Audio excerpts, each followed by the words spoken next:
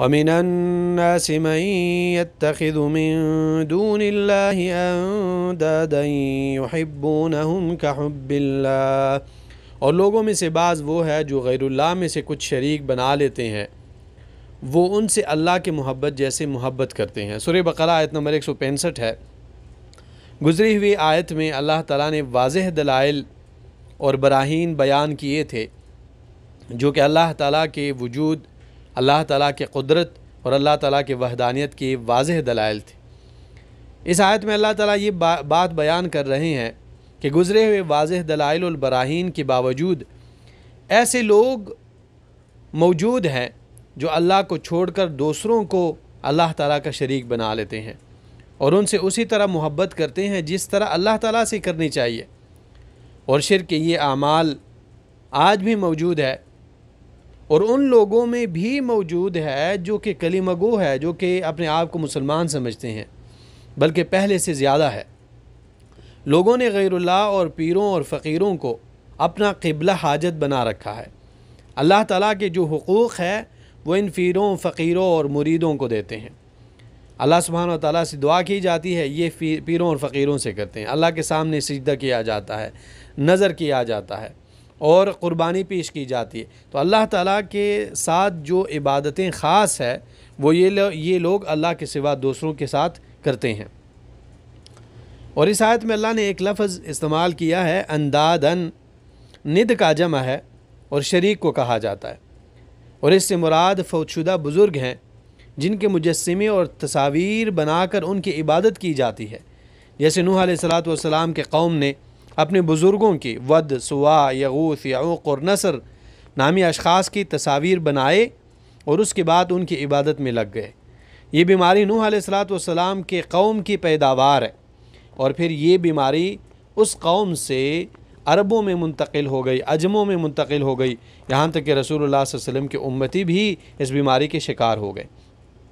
اور اندادن سے مراد ہر وہ چیز ہے جو انسان کے دل پر مسلط ہو کر وہ مقام بنا لے جو اللہ کا حق ہے۔ عبادت صرف اور صرف اللہ تعالیٰ کا حق ہے، اور کسی انسان کے دل میں کوئی چیز وہ مقام بنا لے کہ وہ عبادتیں جو اللہ تعالیٰ کے ساتھ خاص ہے وہ عبادتیں دوسروں کے لیے کرنے لگ جائیں۔ پھر اللہ تعالیٰ فرماتے ہیں والذین آمنوا اشد حبا للہ، اور وہ لوگ جو ایمان لائے ہیں اللہ سے محبت میں کہیں زیادہ ہے ان لوگوں سے جو صرف اور خاص اللہ تعالیٰ کے ذات پر ایمان نہیں لائے۔ یعنی ایمان والے اللہ کے محبت اور اس کی رضا کو ہر دوسری کی محبت اور رضا سے مقدم رکھتے ہیں۔